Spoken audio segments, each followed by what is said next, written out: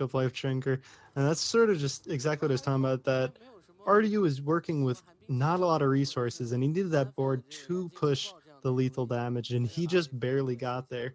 If it was a situation where if Tom had a little bit of a more reactive hand, things like Cinderstorm, things like Arcane Missiles, maybe he would have been able to just deal with RDU's stuff and then just take board and win the game. But RDU was just able to go a little bit too fast for him and able to pick up that win with the Paladin. Yeah, you know, that was one of those things that it's a new dynamic of the matchup that didn't really happen in the past. With card arms being on 4 mana, it would either sneak in before maybe the counterspell could get developed on turns, because obviously the mage was trying to deal with the early board states before they could even commit the counterspell, unless they had obviously Kirin Tor. But now with it being a 5 mana, you know, the counterspell comes down a lot of the times more often earlier on, to where, you know, it's kind of stranded in the hand. It's also very awkward to, you know, proc the counterspell and play it. We saw in that exact scenario that if Tom, you know, maybe a couple draws would have gone different, then it could have been Tom's game. But now we are in a position where Tom is going to need to win 2 in a row here. And what deck does he actually have to do that with? It is Spell Hunter. Spell Hunter. With Rat Trap. Yeah, I still... What is Rat Trap for, man? Quest Rogue. That's not a real deck. Only RDU has it. But it won? We've seen Rat Trap twice now. One time it was pretty good. It flipped over and just killed someone.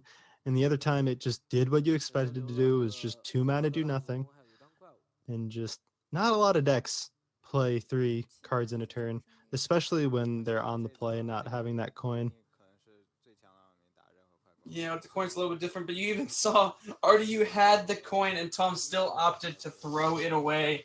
I mean, that is a great question. Like, why is it in the deck if it's going to be thrown away even when RDU's on coin? I like to imagine he just saw it in his deck and he's like, why do I have this in here? You never know. He's not the only player to actually bring a Rat Trap and Spell Hunter. I believe one other player in this tournament decided to submit that as well. I mean, maybe it's one of those like late night decision makings that you're sitting there and you're like, huh, I gotta play in this tournament. I've never played any of the new cards before. But you know, Rat Trap looks kind of cool. And then starts typing in the collection Rat Trap. And then decides to put it in the deck. You can make the argument that because it's open deck lists, your opponents will respect it, so they'll be afraid to play 3 cards in a turn. But realistically, that's not a real thing. That's just not a real thing. Realistically, they'll probably never be able to play 3 cards in a turn because they're too busy playing either Spiteful Summoners on 7, Cold Armors on 5. Honestly, if I was playing against, if it was open deck list and I was playing it against a deck with Rat Trap, I think I would be tilted every single time it wasn't a Rat Trap.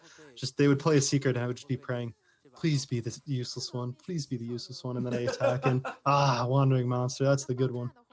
Yeah, that's the one we didn't want him to have. Yeah, you see Tom there make the swing on turn 1 to just kind of set up the kill on it, knowing that RDU would never use the minion in order to try and proc off the Wandering Monster, because if you don't want to give Tom a free 3-cost minion. No, you really do not. You always have to try and think, what turn do I proc this secret? A lot of times it doesn't come until you have a decent board presence. Yeah, already you're really thinking on when he wants to proc that secret. You see him there, no reason to waste the Knife Juggler. Most likely going to do it next turn with either the Weapon or the Nightmare Amalgam. But this Flanking Strike's pretty good on the Knife Juggler. Yeah, we were actually talking about just how this matchup has changed. Orange stance was that he thought Spell Hunter was pretty good against Murloc Paladin in the last metagame, and if that is the case, then man, did it get a lot better with Cold Arms being moved to 5. Yeah, it definitely did. I mean, what if this was Explosive Trap, and this was the biggest setup ever? I mean, he could just find Explosive Trap here. Unfortunately, he doesn't. It's actually kind of awkward. I mean, he has to take Spellstone, but there's no other secret in the hand besides the second Wandering Monster. I would have loved for that secret to have been explosive trap, and RDU's playing around the whole game, thinking it's wandering monster, then bam, whole Murloc board's dead.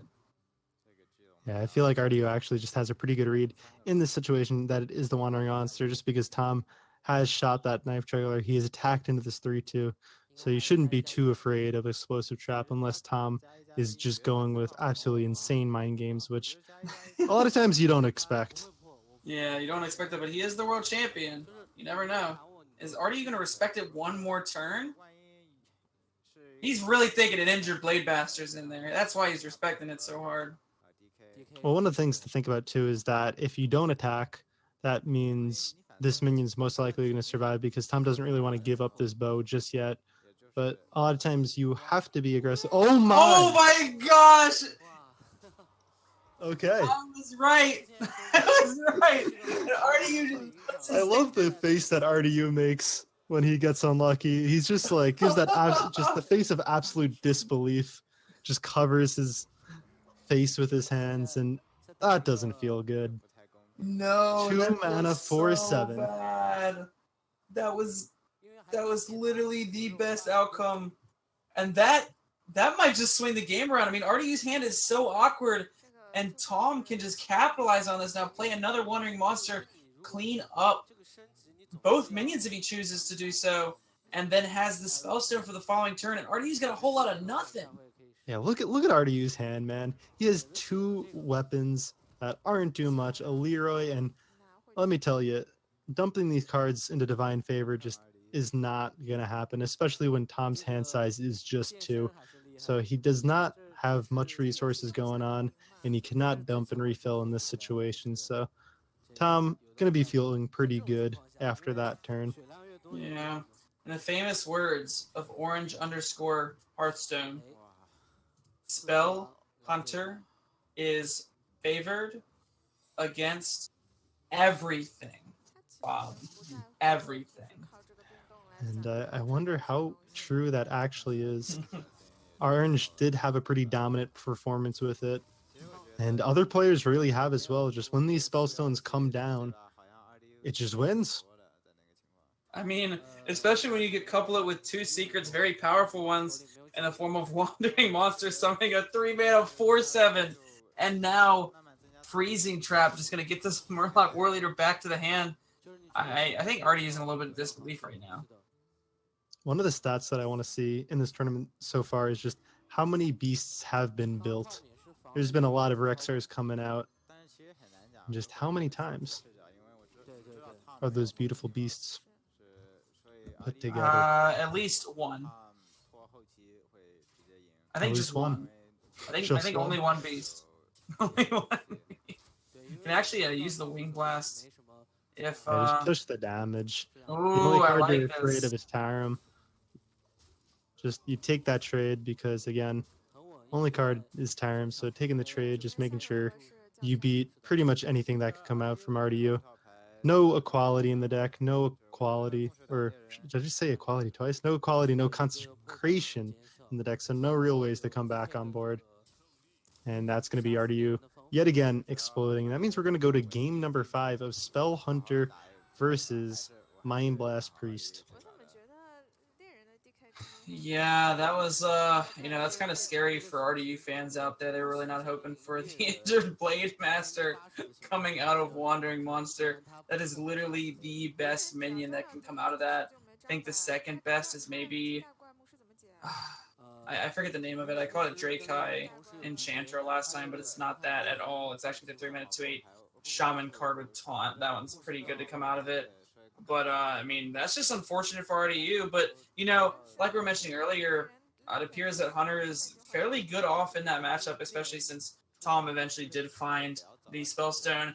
Maybe, it's hard to say. That could have been a toothy chest out of that Wandering Monster. Ooh, not the toothy chest. But, yeah, it turns out Blade Master for 2 mana, that's pretty good. And now, going to this game number 5, what are your thoughts on the Mind Blast Priest versus Spell Hunter? So, I want to say that the Mind Blast Priest is going to be favored, just because unless Hunter gets Rexar down, in the early stages of the game, there's not too many ways that the hunter can, regain the health that the priest has chipped away with either Anduin, Alexstrasza, or the just minion damage, so that they can finish it out with Mind Blast. But if Rexxar comes down early, there is now a lot of lifesteal minions, and with so many lifesteal beasts from the Build-A-Beast pool, it makes it a